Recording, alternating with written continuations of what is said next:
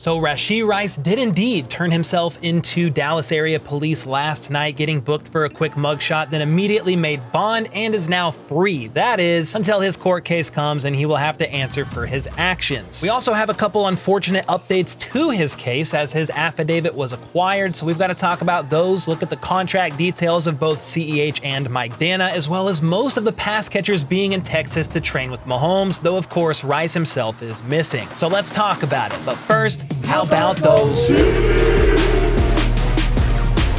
First up, it looks like most of the Chiefs' pass catchers are now in Texas training with Patrick Mahomes and his magician of a trainer, Bobby Stroop. Heather Smith shared these photos recently showing the gang together. That features the former Welsh rugby star Louis Rees-Zammit, Anthony Miller, Sky Moore, Nico Remigio, Noah Gray was there, as well as quarterback Chris Oladokin. I know Marquise Hollywood Brown is there also because earlier this week he shared some stories to his Instagram that featured him running some very quick, crispy looking routes outside, as well as some with Patrick Mahomes and company indoors.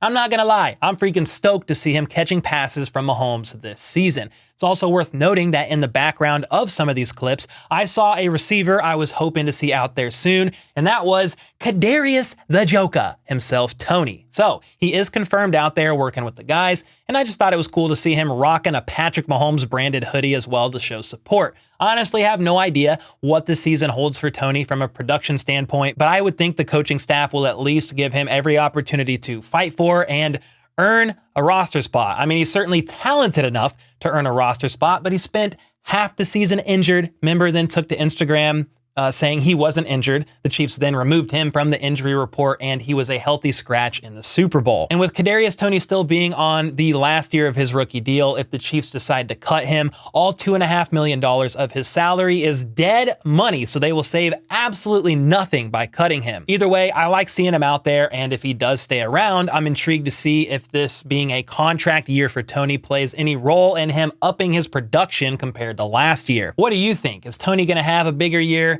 this year than he did last, or nah? After all, last offseason, the Chiefs were touting him to be their potential wide receiver one, and it was certainly not even close to that. Someone else I'm going to be watching this season is running back Deneric Prince, who was signed to KC last year as an undrafted free agent. He spent most of the season on the practice squad, being elevated for a couple of games later in the season once injuries hit the running back room, but didn't see any real playing time. However, that's not stopping him from working and getting ready for year 2 with the Chiefs. The running back room is an interesting one at the moment, with only Pacheco and CEH being guys who could see the most active playing time. And with Jerick McKinnon still a free agent, maybe the Chiefs are eyeing Deneric Prince or maybe also LaMichael Pirine as a contributing back next season. Obviously, there's still the draft and the later wave of free agency that follows the draft, where they could potentially bring back Jerick McKinnon. That's what they did with him 2 years in a row. It was after the draft both times,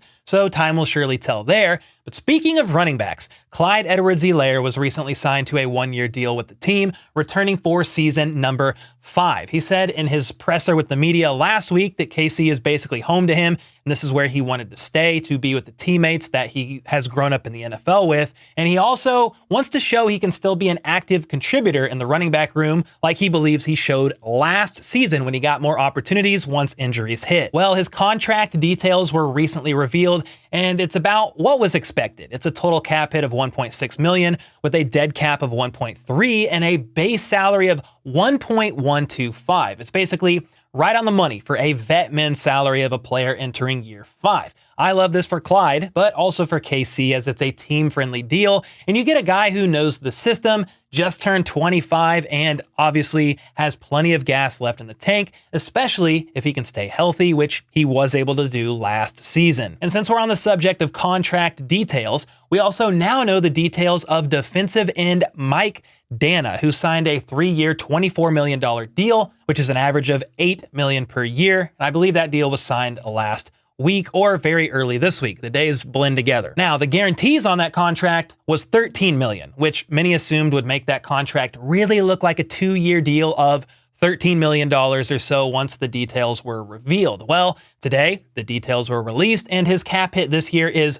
$4.6666 Illuminati million, which leaves the Chiefs with around $19 million in cap space at the moment as they head into the draft. Next year, his cap hit is going to be $8.166 million, and when you add it all up, it's basically a 2-year, $15 million deal, $7.5 million-ish year average, because year 3 of his contract, 2026, his total cap number is $11.166 million, but none of that money is guaranteed, which means the team can move on if they would like. Overall, this is a good deal for both Danna and the Chiefs, who will get at least 2 productive years out of him. And before we get to this Rashee Rice update, for my birthday today, yes, I'm 33 years old today, I would ask as my birthday present that if you like coffee, you buy a bag of the HBTC blend from Benchwarmer Brew. It's a very smooth medium roast and a solid way to support the channel. And if you're interested in that, just check the link in the description down below. Next up, we do sadly have yet another update to the Rashee Rice situation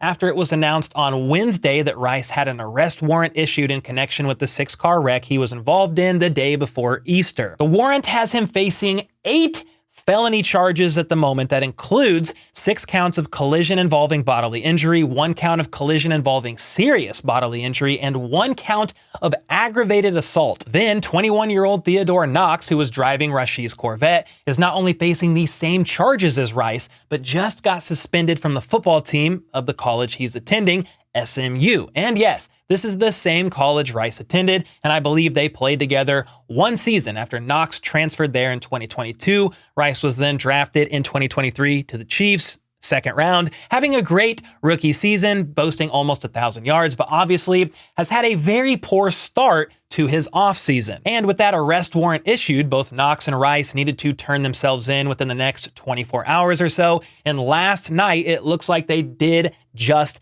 that. Rice turned himself into Glen Heights Police Department and was then taken to the DeSoto jail with a combined bond total being $40,000. He then took a quick mugshot, posted the $40,000 bond, and was out of there. And he now awaits the remainder of his legal process, as well as potential discipline from the NFL and even the Chiefs. I'm not really sure if the Chiefs are going to issue any real discipline, but he certainly is going to have to pay the piper with the law as well as the NFL via some sort of a suspension. I talked about the future for Rice in much more detail in yesterday's video, so check that out if you haven't already, but it's likely all those felony charges get pled down to a couple of misdemeanors where Rice will then probably face a suspension from the NFL somewhere around 2 to 4 games. However, things don't look the best for him at the moment because new details keep emerging. Today, there was a couple more updates to the case. That got announced after he turned himself in and posted bail. Dallas Morning News acquired Rice's arrest affidavit, and it was reported that both the Corvette and Lambo allegedly made multiple aggressive maneuvers to get through traffic, with Rice reaching 119 miles per hour in that Lambo roughly 4.5 seconds before he collided with other vehicles. The Corvette involved, that the suspended SMU player Knox was driving, reached 116 miles an hour, but slowed down to 91 or so just before the crash. The speed limit of that freeway, by the way, is 70. So, yeah, that's not great. Several have mentioned, though, that it's common for Dallas drivers to reach speed limits of 90 plus miles per hour frequently in traffic on that freeway, but the law is the law, and I don't think the police really care if you are going with the flow of traffic or not, if you are the one that gets caught. On top of that, the arrest warrant details that 7 people were injured in this crash, including a 3-year-old child. One driver even suffered injuries to her face, head, torso, and leg, with police writing that she will be rendered to a life of, quote, limited mobility and sight while she seeks treatment. And the end of that statement, while she seeks treatment, basically reads to me as the damage that she sustained will not be permanent. But either way, this is not great. Rice himself even had a couple of scars on his face when he spoke to police on April 3rd. So he's got banged up, as well as 7 other people.